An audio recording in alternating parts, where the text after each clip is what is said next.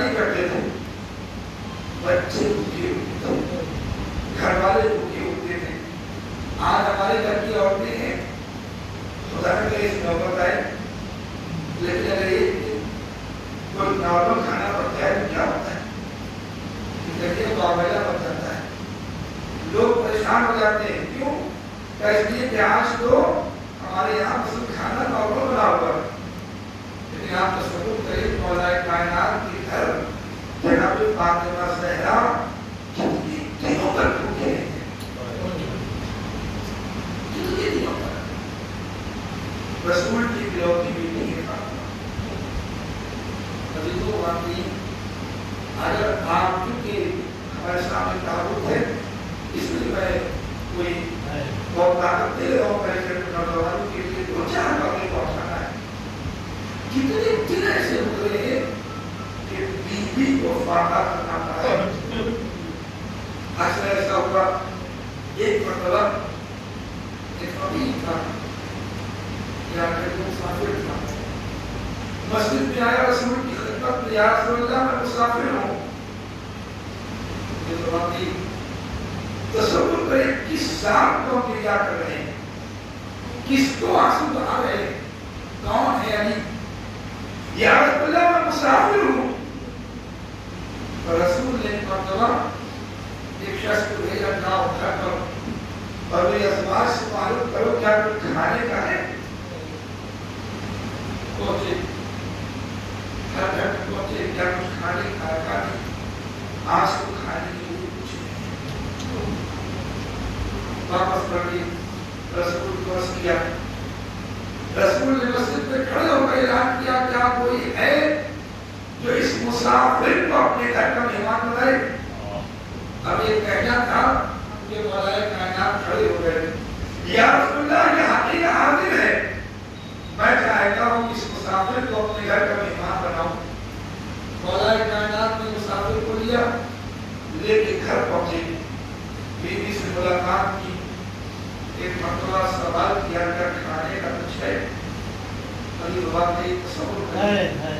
ایک مرتبہ بیوی کہتی ہے ہاں ایک شخص کا کھانا میرے پاس ہے، بچے بھی بھوکے ہیں، میں بھی بھوکی ہوں، اور آپ کا انتظار ہو رہا تھا کہ آپ آ جائیں سب مل کر کھا لیں.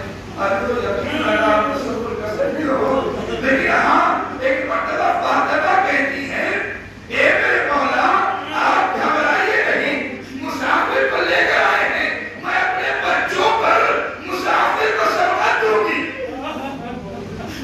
میں اپنے بچوں اور مہمان کو سرحد. ہاں ابھی تو یقیناً ایسی ہوتی ہے مائیں. یہ ہے فاطمہ زہرا، یہ ہے بیوی کا مقام. معاف کیجیے گا ہمارے گھر کی عورتیں اگر اٹھاتی جناب فاطمہ زہرا کی سیرت کو پڑھنے تو اس کو اندازہ ہوگا کہ گھر ایسے آباد نہیں ہوتا ہے کہ ہم صرف خوشحال نظر آئیں. گھر کو اگر آباد کرنا ہے تو خدا کے لیے قربانیاں پیش کرنی پڑیں گی. آپ پہچانے تو صحیح علی کو کیسی کیسی اہمیتیں ہوئی ہیں. آپ تصور کریں تو رسول کا جانشین، رسول کا بھائی اور رسول کا داماد ہو، 20 سالوں تک اسے خاموش رہنا پڑا. آج ہمارے یہاں لوگ کہتے ہیں نا دیکھو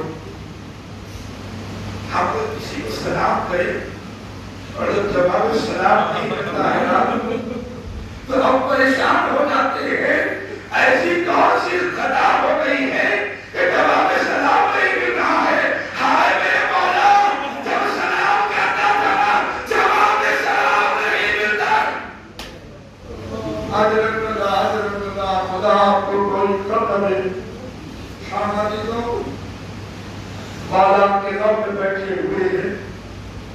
آپ کو پتا ہے صاحبوں نے تھوڑا حضر نہیں کیا ہے تو حضر کیا 40 سالوں تک ممبروں سے مولا کو گالی کا دلانا.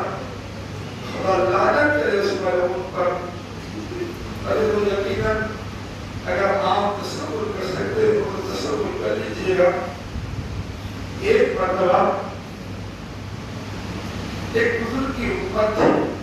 نہیں رکا اللہ کے رسول وہاں بیت المال سے کچھ مال تقسیم ہوتا تھا پہلے بزرگ کی حکومت تھی اب بزرگ کیا کرے خدا واقعی پہلے ان کی حکومت تھی جب اس کی حکومت آئی تو سب نے کام پہ لگا دیا تمہارا یہاں کام ہے تمہارا یہاں کام ہے تمہارا یہاں کام ہے پھر انہوں نے روایت پڑھانا دن ٹہل گیا سب کو لگا دیا لیکن منفس کو کوئی کام نہ دیا اور بیت المال سے بات دے رہا تھا ایک دوسرے کی حکومت تھی اب دوسرے سے بات آپ جانتے ہیں حضرت مرتبہ لوگوں نے علی کی خدمت میں آ کر سوال کیا اے بڑا یہ کیا بات ہے اب بزرگ کام پہ لگا دیے گئے سلمان کام پہ لگا دیے گئے صحابیوں کے باپ پر لگا دیا گیا لیکن اسے روکا گیا ہے کہ تمہیں پتا ہے ارے کس لیے یہ خدمت کی گئی ہے ارے وہی بلاؤ تھا شہزادی کو نہ دیا نے حضرت اللہ خدا آپ کو کوئی کم دے اگر تصور کر لیا نا تو گھر میں روتے ہوئے جائیں گے میں پوری قوت کے ساتھ اس مسائل کو آپ کی خدمت میں عرض کروں گا ہاں شہزادی کا دشمن تھا نا اسی لیے اس کے اوپر رحمت طلب ہوا کسی نے ایک مرتبہ اپنے مولا سے سوال کیا اے مولا آپ کی زندگی میں سب سے بڑا کم کب پیش آیا سب سے بڑی مصیبت کیا تھی اللہ تصور کرے دل نہیں جائے گا ایک مرتبہ میرا مولا رو کے کہتا ہے ارے سب سے بڑی مصیبت یہ تھی شہزادی کی بسلیاں ٹوٹ گئے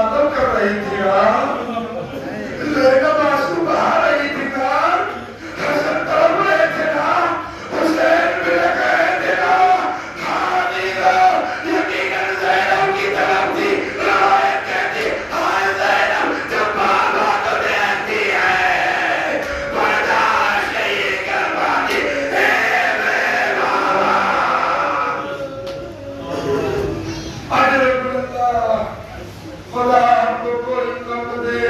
حافظ کا مرتبہ ابن مرضی ملعون کہتا ہے دیکھو میں نے جو تلوار خریدی تھی وہ 1000 درہم کی تھی اور جو زہر خریدا تھا وہ 1000 درہم کا تھا. ایسا زہر تھا کہ اگر مشرق و مغرب میں سب کو دے دیا جاتا تو سب کے سب قربان ہو جاتے, سب کے سب شہید ہو جاتے. میں کہوں گا جی تو یقیناً قیامت کی گھڑی ہے. میرے مولا کو اتنا تائید دیا گیا. ایسے برداشت نہیں ہو رہا ہے, حالت غیر ہو رہی ہے. وہ کیفیت بھی ہے جو آخری تھی. ایک مرتبہ علی نے سب کو جمع کیا, سارے گھر والوں کو جمع کیا.